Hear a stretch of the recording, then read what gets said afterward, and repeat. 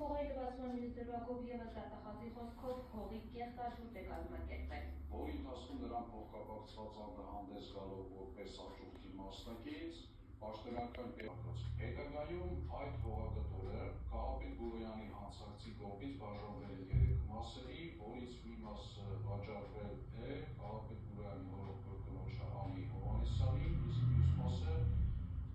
Կահապետ Գուրոյանի հետ փոխկապակցված մեկ այլ անձ է։ Այս կերպ դատախազի Գուրոյանը թաքցրել է տվյալ հողամասի դրամը։ Ըստ քննիչի նա ընդունել է իրեն ներկայացված մեղադրանքը։ Այժմ նախկին քաղաքապետի նկատմամբ որպես խափանման միջոց են տրվել 40 միլիոն դրամ գրավն ու բացակայ վարկերքը։ Նույնը փորձեց Գուրոյանի պաշտպանից ևս դիրքորոշում ճշտել մեղադրանքի վերաբերյալ, սակայն մերձանկերն անպատասխան մնացին։ Դատախազությունը նաև 65 հողատարածքները համայնքին վերադարձնելու գործընթաց է սկսել։ Տաթև Խաչատրյան, Սեյրան Անտոնյան, Լուրեր։